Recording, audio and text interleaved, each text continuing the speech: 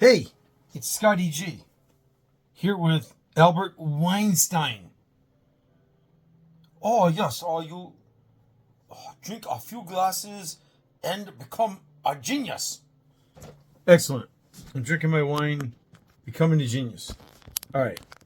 Welcome to Scotti G's Pod-Spot, episode 4. Of course, I had the camera all set up for the shirt, and now I got to get it set up for me. All right, we're here. It is Tuesday, 2 days before Thanksgiving, and a lot going on. And I try to keep these short and sweet because I have friends, I have podcasts I watch that are 90 minutes, and there are people on there watching them for 90 minutes, watching and commenting and asking questions and having fun. And no one in my circle seems to be one of those people. They're like, short and sweet. So that's why I'm trying to do a couple podcasts a week and keep them less than 10 minutes. Because I guess my circle is busy and they don't have time for this stuff. So, a couple things. I did the first 2 episodes on the road when I was in Jersey for my cousin's funeral and a Giants game, and had the Armenian and Phil Connor on, and kind of explained that, you know, heck with this, all the fancy software and crap.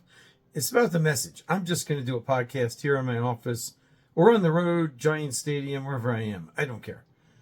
That's just me. I don't got time to waste with editing and all this fancy stuff. I just got to get stuff out there. That's the point. Get it out there. So, what's my point? I don't know my point. I've had a day. I have had a day. I'm having solar panels installed on my house, and as they're halfway through, pouring rain comes, and one of the guys almost falls off the roof. He slipped, so they shut it down. So now I got half installed solar panels. I got pipes everywhere. And of course, I had to clean my basement because I had to drill through the house, side of the house, and tap into the electrical box.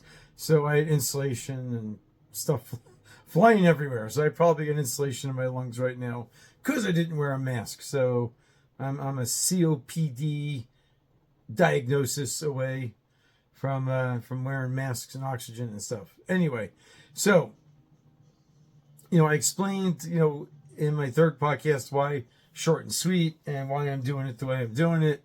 But I forgot the names. The most important thing was the names. The Armenian, Phil Connors, right? So, the rule on Scotti G's Pod-Spot, no real names on the Pod-Spot. Scotti G is not my real name. That's my stage name for entertainment and comedy. The Armenian and Phil Connors, obviously not their real names. But where that came from is my Jersey posse, my high school gang from Jersey. It's amazing that, there's a lot of people say they lose touch with their friends over the years. But the real friends are the ones that you stay in touch with.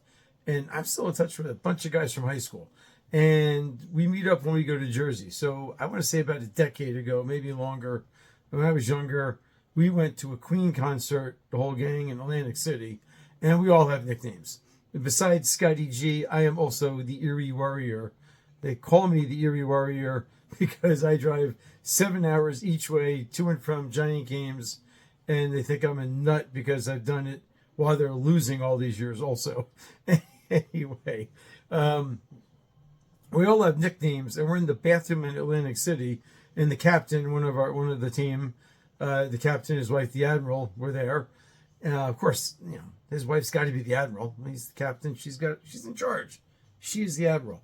Anyway, we're in the bathroom in the casino, and someone yelled out the captain's real name.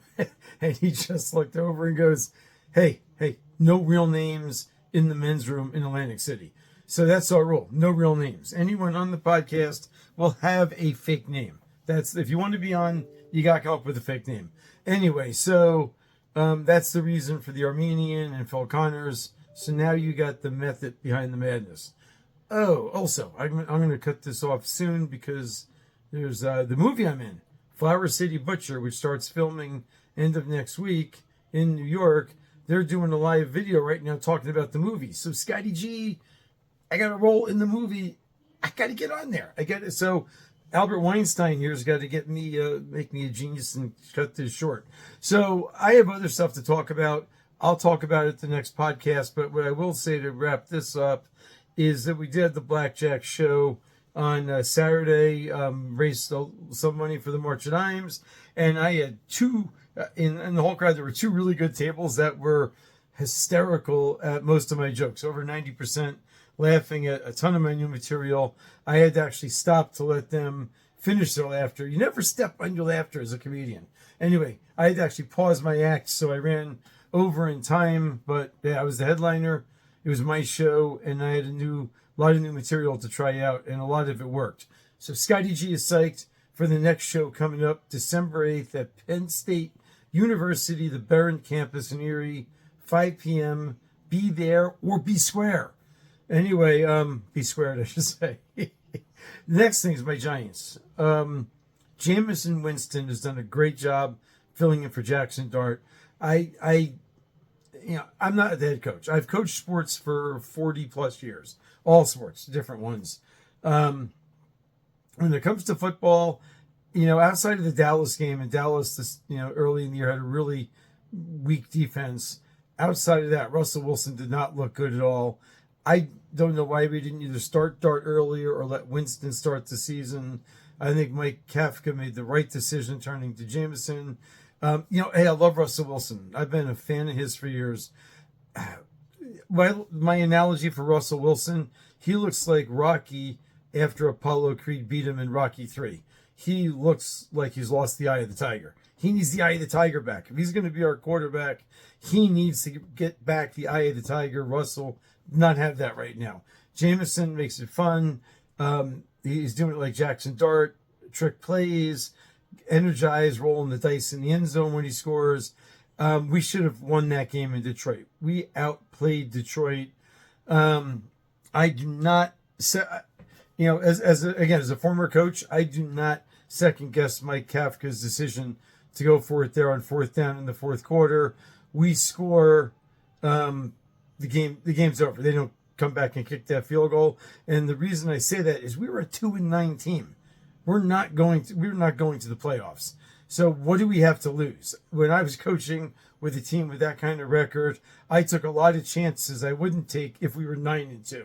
If the Giants were 9-2, I would have said, kick the field goal because we're a good team. We're 9-2 and we're going to, hopefully the defense will stop them. Worst case, overtime, which is what happened with us missing the field goal. I'm happy we got rid of Shane Bowen. Brian Dable said when he hired him a few years ago after Wink Martindale, the reason we brought Shane Bowen in was his run defense in Tennessee. His defenses were superior run defenses. Where's that with the Giants? I haven't seen that. I have not seen that at all. And yes, I would have had Dexter Lawrence on the field. I wouldn't have been rotating him in overtime. But hey, live and learn. Hopefully that we won't make that mistake again. And I'm hoping Charlie, the Bolin, the linebacker coach, gets the team rallied just like Kafka did with the offense when he took over. And let's have a great Monday night victory in New England. The only thing about the fourth down play where we didn't score the touchdown, and it's so easy to Monday morning quarterback, to look at videos after the fact, look at the Monday morning quarterback. If I was a receiver, so a receiver or running back, if I was a quarterback though in that situation, I would have thrown it underneath to Wan'Dale Robinson. I liked the game he was having. I liked his chances of evading the defender and diving in the end zone. That throw to Theo Johnson wasn't a bad throw, but it was a very difficult catch. I thought that was a much more difficult catch than the underneath to Wan'Dale where he could have scurried in the end zone. That's the only so I like the fourth down call. I would have thrown it to a different receiver. Again, easy to Monday morning quarterback. I still got to say I can't wait till next year. This is the most excited I have been about a 2-10 team in my entire life. I am excited for the Giants next year. Abdul Carter, everyone's getting on him for a half a sack. He's getting pressure. He's impacting the game. You see him getting close to the quarterback. He's not getting the sacks because they're getting rid of the ball, but he's rushing them getting rid of the ball. So it is having an impact. Cam's going to be back next year strong, I really believe. Malik's going to be back. Jackson will hopefully be back this week. We got Tyrone Tracy. Devin Singletary's playing well. Wandell Robinson, statistically the top inside slot wide receiver in the league this year.